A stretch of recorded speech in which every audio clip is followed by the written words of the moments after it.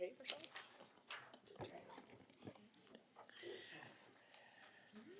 All right, good evening. Welcome to the December 18th, 2025 Planning Board meeting.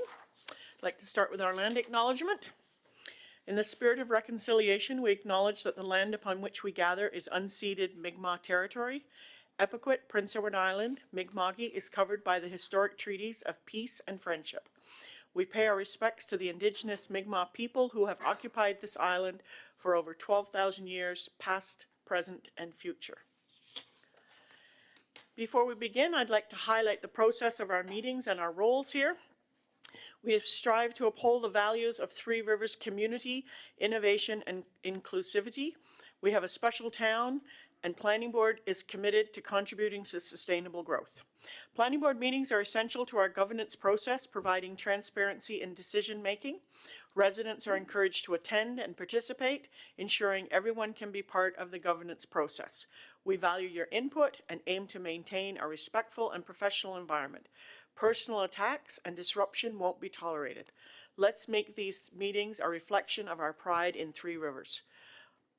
Also, please note this meeting is being officially recorded by the Town of Three Rivers.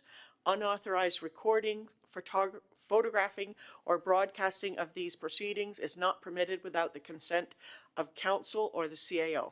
Thank you for your respect and your participation. All right, I'd like to start by welcoming Derek Nicholson back to Planning Board. Thanks for accepting the offer, Derek. All right, we're going to move on to approval of the agenda. Could I have a motion to approve the agenda, please? Cameron, thank you. Second, Yvette. Anybody want to add anything? We're going to, after number 7, we're going to add an other, because Sean has a few words. Is there anything else we want to add to this? Comments? Okay. All in favor of the agenda with the addition? Aye. Okay. We'll move on to disclosure of conflict of interest. Anybody have any disclosure to let us know about? Going once, twice? Okay. We need a motion to adopt the minutes from the November 27th Planning Board meeting. Louis, second by Sean. Okay, any errors, omissions, corrections? Hearing none. All in agreement to approve those minutes? Right. Okay. Business arising from the minutes. I just want to say that 7.3 and 7.4 was the mobile homes on Wim Road. That didn't come before council this month at the request of the developer, and it will be on the agenda in January, but that was at the request of the developer why it didn't come forward. Okay, presentations and delegations, we have none. So we'll move to item 7. We have one item to discuss tonight, and I will read it. This application concerns the enlargement of an accessory building that supports extraction of aggregates on site. The applicants now propose the extension of the buildings to include a new office space and employee facility in support of the heavy industrial activity at the site, expanding both its intended use and status within the site. In consideration of the scope of the existing and proposed development, staff now regard the building as a main industrial building for the purposes of Part 5.14F of the development bylaw. The development is now presented to Planning Board and Council for consideration as an industrial building is proposed to be enlarged. The key planning issues associated with this proposal are considered to be the development of a main building on an existing industrial site, the official plan support for sustainable economic growth within the town. The extension of the existing building raises no concerns regarding either the scale of the proposal or its impact. The heavy industrial zone allows for a wide range of activities as well as providing for more than one main building. This building will provide office and staff welfare facilities and support the existing business within the town. Okay. The Planning and Development Officer therefore recommends that Planning Board recommend to Mayor and Council to approve the amendment to enlarge and add office and welfare facilities to a 3,200 square foot building located at 4006 Greenfield Road, PID 1112564, with the conditions, one condition, that's the plans A1, A2, A3, A4, A5, A6, and A7.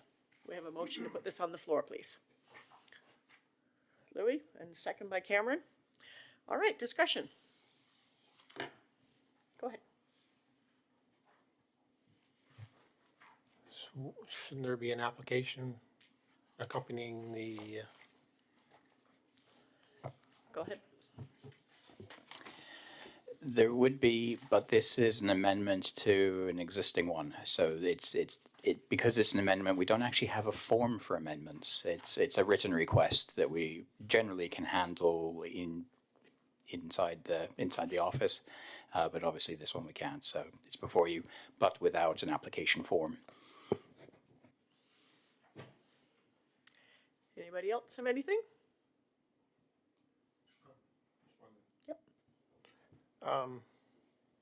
which side of the Greenfield Road is this? Is this the,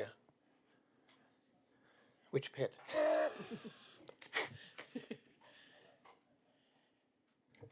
I can answer that. So if you're heading towards Montague, it will be on your right-hand side. If you're leaving and heading towards Charlottetown, it's on your left.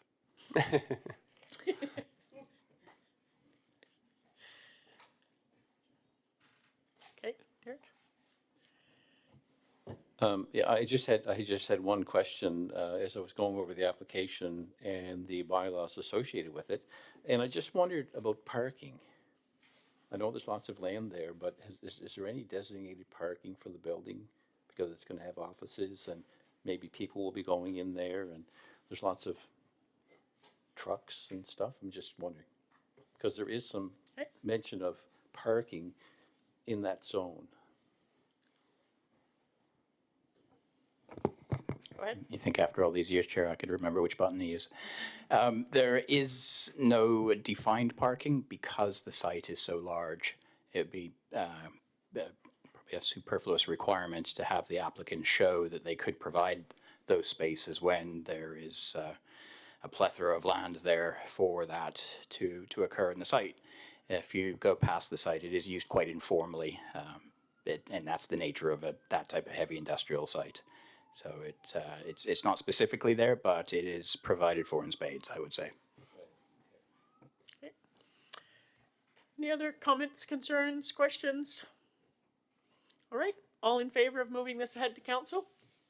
Aye. All right, we consider that moved ahead. Okay, so we're gonna move to, I guess it's 8 now. So we have two things. First, I'm going to ask Lee to bring us up to date on the Blair Sorry versus the Town of Three Rivers IRAC appeal.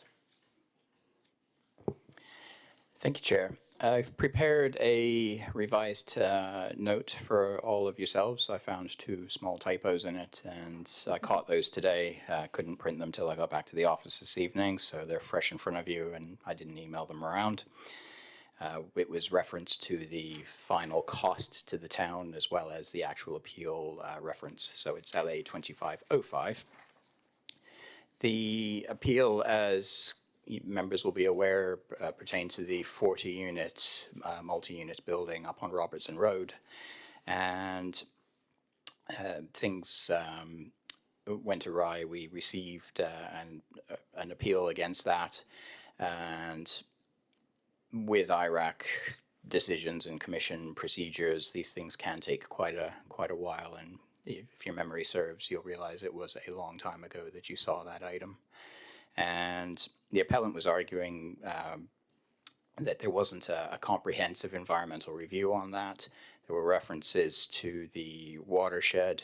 There were references to an indenture on with respect to the deeds and the covenants on the lands, and that these effectively formed the grounds of the appeal against the development.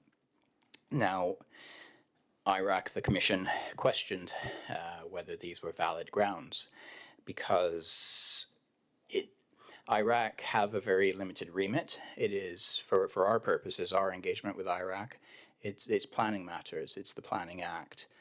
The Environmental Protection Act is different legislation, it's covered differently, it isn't under our remit, and to appeal on those grounds is to appeal on shaky grounds, Chair, because they're not planning matters. Now, it's not to say that they're not issues that we speak of in planning terms, but when you're referring to specific items under those pieces of legislation, that's where the conflict arises as to whether or not IRAC can hear that appeal. So it was a jurisdictional issue. Can we, the Commission, hear this appeal?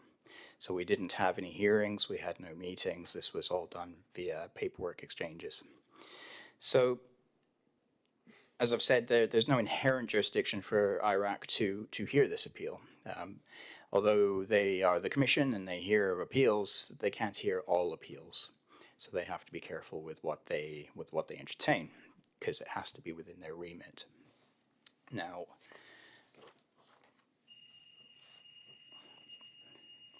I'll keep going, Chair. The Commission found that the grounds were environmental. They were not planning related, and that was important. The request for a comprehensive environmental view fell exclusively under the Environmental Protection Act, not the Planning Act. The Commission had no authority to compel any action under that act and review any contamination issues or enforce environmental permits. That's not within their remit. So allegations regarding failure to enforce bylaws and private indentures, again, the Commission said outside of our jurisdiction. Prior to the Commission, the Court of Appeal has confirmed that environmental assessment decisions are not appealable to the Commission. So there is case law on this matter, Chair. So I am pleased, Chair, to report that the appeal didn't really make it very far, and IRAC has dismissed it. It is not a valid appeal to be heard, and that was dismissed on December 11th. Now, there are costs to the town to defend the appeal, and purely on the engagement with the town's lawyer, the total legal costs are just shy of $3,000 at $2,926, just to produce the paperwork necessary to engage this appeal.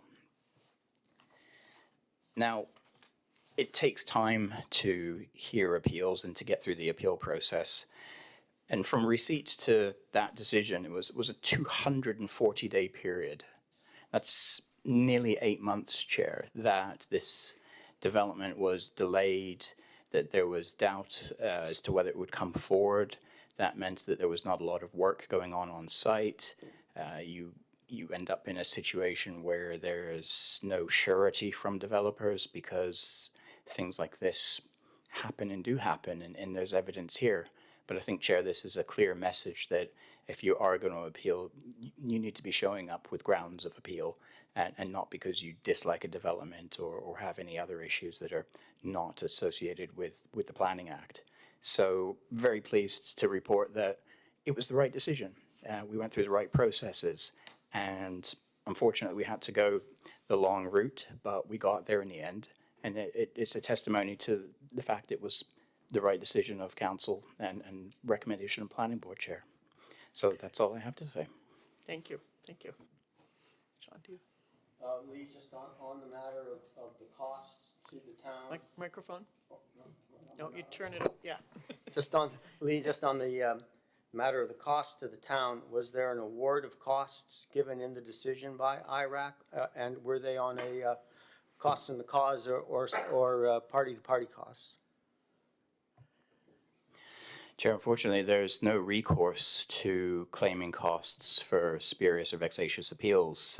That mechanism isn't within the Commission at the moment. It's certainly noticeable by its absence that the town is put in a position that they have to defend these. And it's probably worth noting, Chair and Sean, that that's only the legal costs. There's the research, the papers that staff prepare.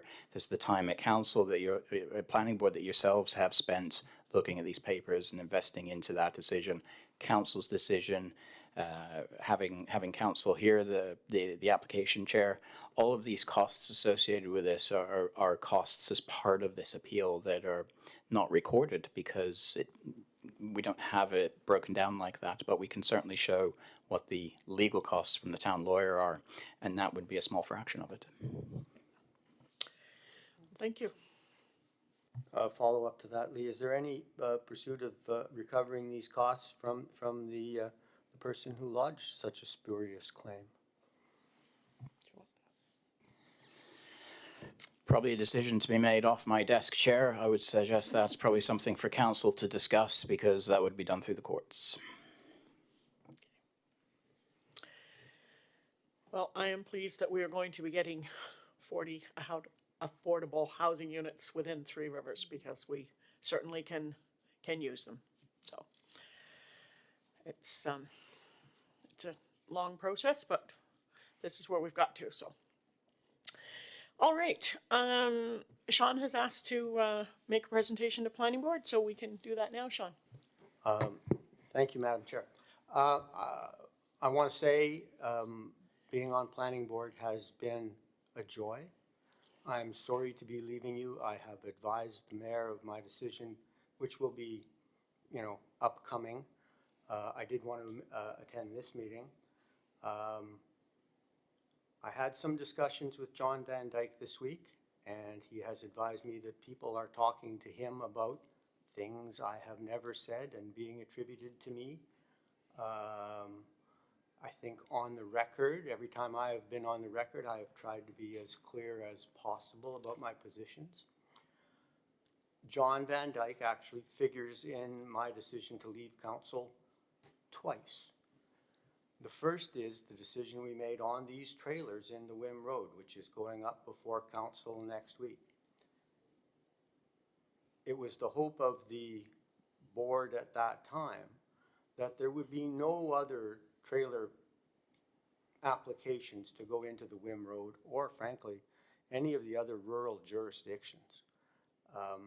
That would seem, and I predicted it at the time, that we were going to get more of those type of applications, and certainly 2 months later, we got such an application.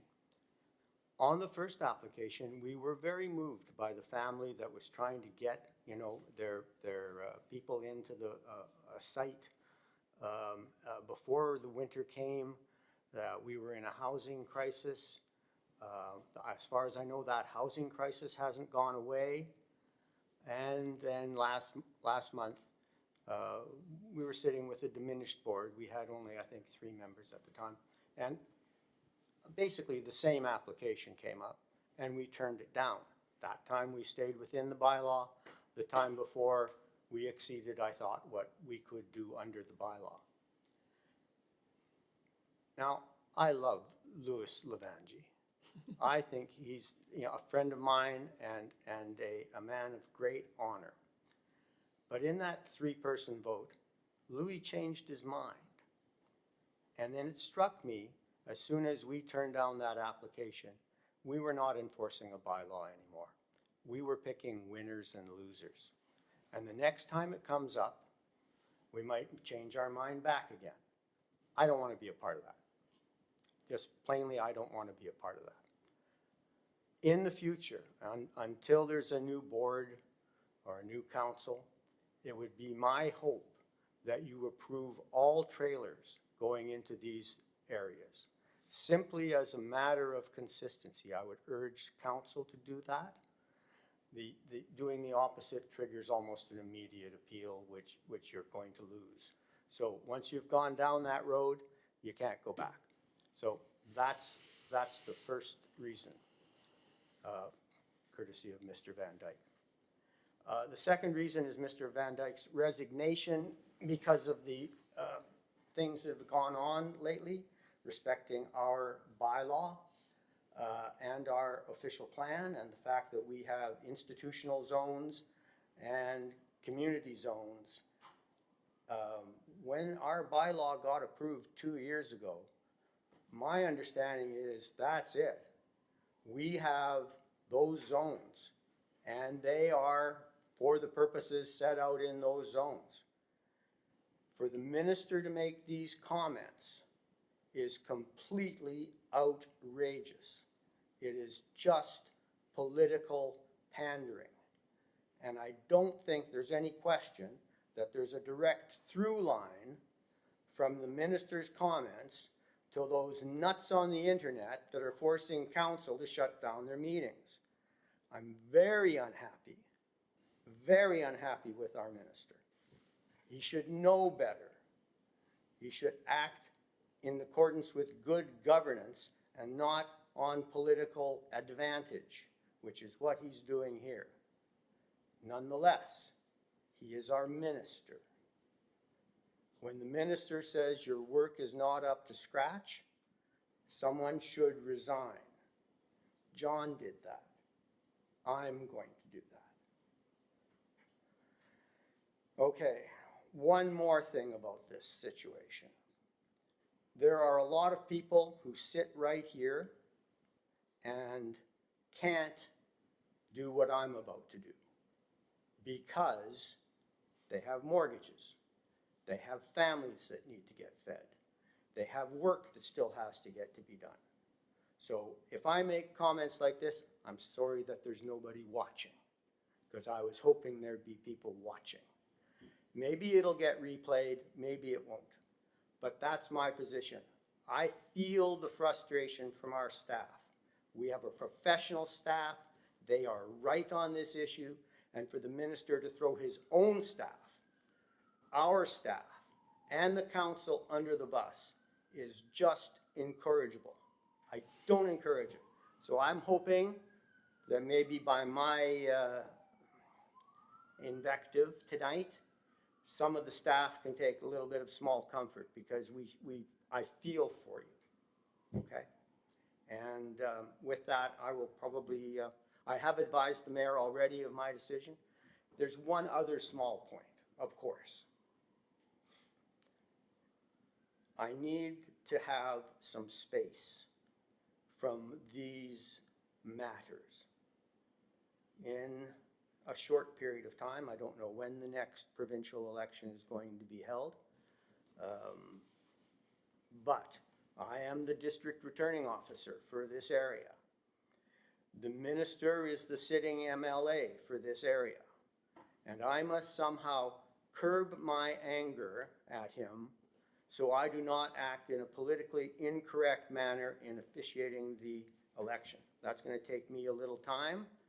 I hope in that time the minister sees the errors of his ways and does a little bit of recanting. He's supposed to have our backs. Instead, he's encouraging internet trolls. Not a good look. But I will try and stay above that fray when it comes. And those are my comments. Thank you for the time that you served, Sean. Thank you. We appreciate it. And I'm sorry this is the decision that you've come to.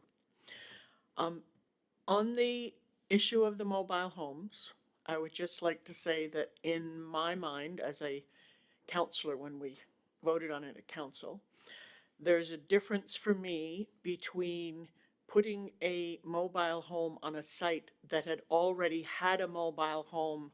Both cases had already in the past had a mobile home and had the infrastructure for those there, and creating a new mobile home park. And so in my mind, those are two separate things. But I understand that did not, the decision that council made did not agree with the bylaws. But I know that I wasn't the only one who felt that, you know, because there had been a pre-existing, and you're right, it's, as you predicted, caused us some complications. Had we had a timely response to our bylaw amendments, we would have been looking at a bylaw amendment for this. But we're kind of at a stalemate, so we can't really do that, so. And I wish everyone best of luck. Yeah. Okay, so with that, go ahead, Louis. Thank you. I just want to say the reason I voted on the other way, Sean, was there was also, as the chair says, some issues there that were quite different with that application. And certainly the young fellow didn't have his ducks in a row when he presented it to the planning board, and I think that was part of the reason, a big part of the reason why I went the other way at that meeting. Well, I agree, but I agree with that statement completely, Louis. However, the differences are so minor that they're negligible. I mean, if somebody has a right to put a mobile home in that zone, and our bylaw says no, and then you turn around and say, you can do it, but you can't, that's a problem. I agree with that, but at the same time, he really didn't have everything prepared. He admitted it himself when he was here in the meeting, so, We will leave it at that. yeah. Um, Madam Chair, I was Yeah. just wondering, you mentioned that the bylaw and the minister and that hasn't been settled yet. Nothing's Changed since our last meeting. changed. So we haven't had a refusal from the minister. We haven't had my understanding, not really given the reasons why, just that he's not comfortable with it, but I at least haven't been given a clear reason why, and it's just sitting in limbo. Is there any way that we can approach the Federation of Municipalities to help us with this? That's their job. We're part of that. And is there any way that they would step in and try to work with the government to come up with a solution for us? Daniel, is that a? Danielle, do you speak to that? Right, we are a member of the FPEIM. I suppose they could advocate for our situation, but we have been advocating for ourselves, and we have met, we as in staff, myself, Lee and our CAO have met with the minister and some of his staff, as well as the deputy minister, and there's just no, I guess there's just nothing has been solved. We're just in limbo as far as that document goes. There's been no approval, there's been no refusal. It is what it is. And I think at this time, the position of council, I think council has discussed, their thoughts on it. And we're just going to leave it the way it is for the time being and revisit that. And work with the old bylaw. Like That's right. We have the old bylaw. Yeah. So we do have the old bylaw to work on, and the amended bylaw hasn't been refused. Anyways, we're hoping that there will be some type of solution to the issue sometime. Yeah, But I don't have an answer for you tonight. I was just thinking that they had quite a bit of clout, the Federation, so maybe if they spoke on our behalf and tried to make government have a look at this and give us an answer. Yep. I guess, it could be an option. It would be kind of the decision of council at this point, direction from council as to what to do. Yeah. Yeah. Okay, thank you very much, Daniel. Okay. Anything else before we close? Motion to adjourn. Okay. Second? Okay, in favor? All right. Thank you very much, everybody. Thanks again, Sean.